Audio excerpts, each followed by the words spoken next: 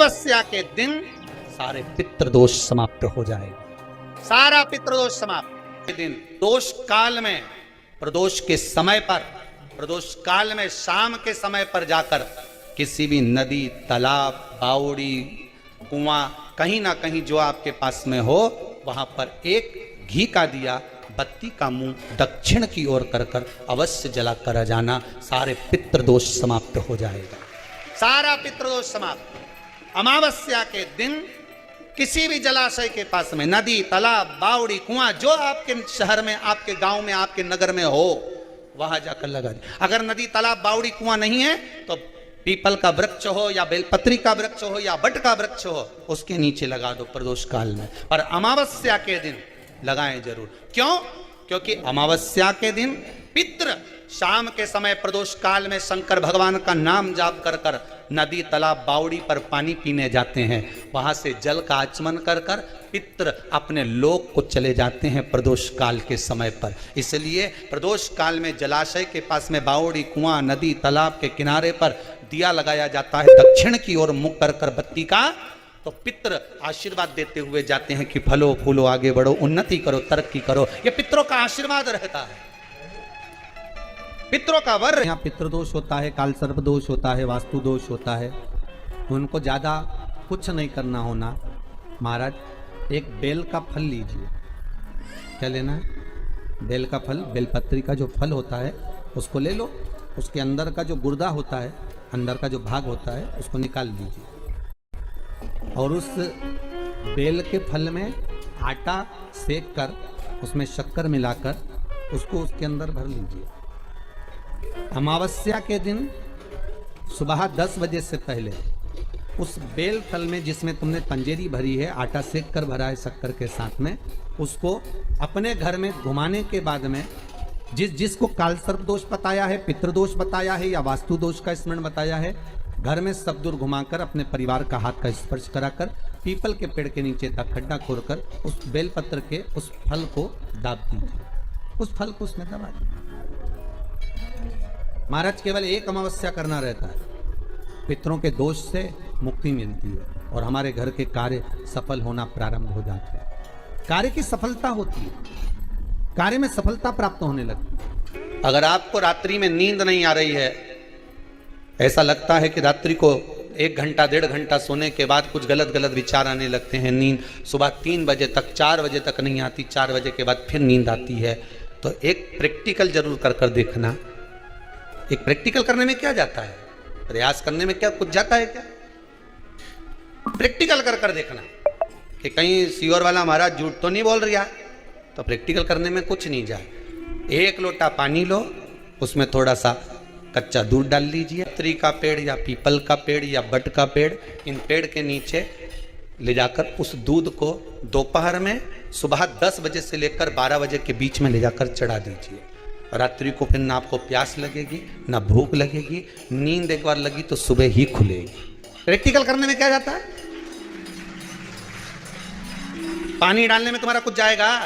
अरे बोलो तो सही, प्रैक्टिकल करने में क्या जाता है? कुछ भी नहीं बिगड़ेगा। ये तो बस जल डालोगे तुम्हारा ही कुछ अच्छा हो सकता है, बाबा की कृपा। 3 वृक्ष पितरों के तुल्य हैं। पहला, जम के बोलिए, पीपल। दूसरा बट वृक्ष। तीसरा बेलपत्री का वृक्ष। 3 पीपल के वृक्ष में 52,000 ब्राह्मण एक साथ निवास करते हैं, इसलिए पितृतुल्य है। बट वृक्ष ब्रह्मा जी के मस्तक से बना, इसलिए पितृतुल्य है। और बेलपत्री का वृक्ष माता पार्वती जी के अश्रु से बना। जब आंसू गिरे थे माता जगत जननी जगदम्बा पार्वती के, उस समय पर पितृलोक में हलचल उत्पन्न हो गई थी। हमारी नातिन की आंख में आंसू कैसे आ गए? मैनावती की पुत्री है,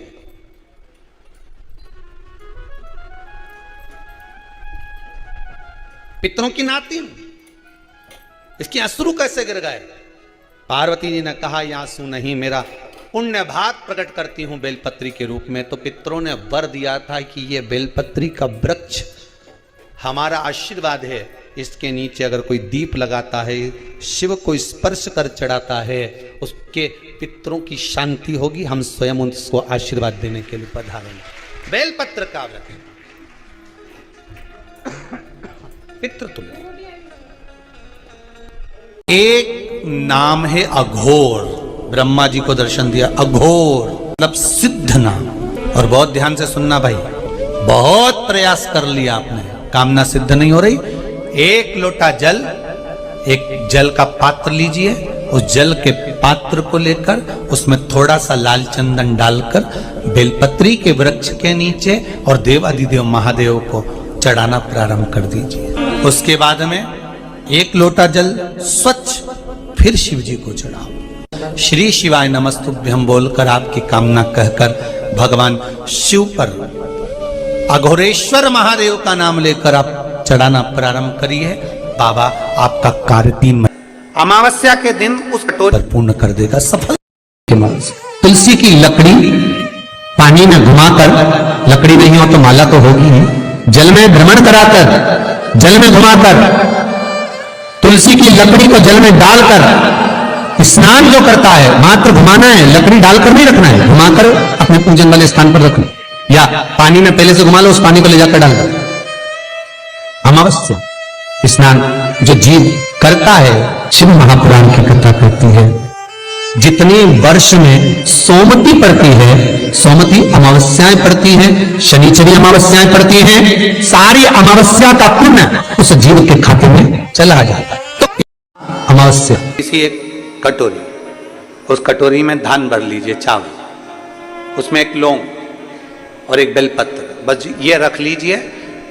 जो हंडा होता है, घर में पानी का मटका होता है, पितरों का जो स्थान होता है जहां पानी पीते हैं अपन, मटका, हंडा, टंकी, बाल्टी, जो भी हो। आजकल तो लोग आरओ लगा लिए हैं, तो नीचे भी तुम मटका रखते होगे, हंडा रखते होगे, टंकी रखते होगे, उसी के पास में वो कटोरी रख दीजिए। 14 की रात्रि, अमावस्या के दिन उस कटोरी का चावल, बेलपत्र, ये सब शिव मंदिर के अंदर आप कोई भी एक स्थान पर, कोई दोने के अंदर रखकर या कागज के अंदर रखकर, शिव स्थान पर, शंकर के मंदिर में शिवलिंग को केवल स्पर्श कर कर जमीन पर ही उसको एक कागज में या दोने में, उसको जहां जलाधारी होती है, वो जलाधारी के पास में गणेश वाले स्थान पर, गणेश वाली जगह पर उसको भगवान।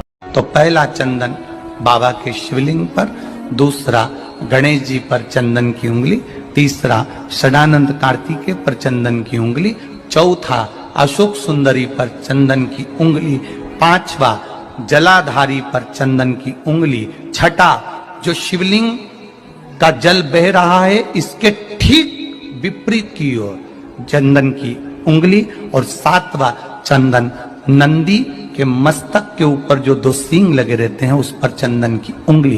ये कब लगाई जाती है? या तो अमावस्या के दिन आपको लगता है कि हमारे पूर्वजों का उद्धार नहीं हुआ, हमारे पूर्वजों का कल्याण नहीं हुआ, कहीं अधोगति में कोई, शाम के समय घर के बाहर एक घी का दिया अवश्य लगाइए। मुझे पूर्ण उम्मीद है सोमती अमावस्या रोग मुक्त करेगी, अधिक फल आपको प्रदान करेगी, सुख का अनुभव कराएगी, आपके जीवन का कल्याण करेगी। और निवेदन, सोमती अमावस्या हमारे जीवन को फलित करने वाली, सुख देने वाली, आनंद देने वाली, हम उसका लाभ अवश्य लें। जो बच्चे पढ़ने में कमजोर है या कोई विद्या के लिए किसी एग्जाम में बैठ रहे हैं, गवर्नमेंट के एग्जाम में बैठ रहे हैं और बच्चे उस एग्जाम में पास नहीं हो पा रहे हैं या निकल नहीं पा रहे हैं, या कोई टीचिंग के लिए, बैंकिंग के लिए आप अप्लाई कर रहे हो, नहीं हो रहा है, निवेदन है, सोमती अमावस्या कल पड़ रही है, 2 स्वस्तिक आपको बनाना है। कितने स्वस्तिक बनाना है? 2 स्वस्तिक। एक स्वस्तिक कुंकू का पीपल के पेड़ पर बनाना है आपको।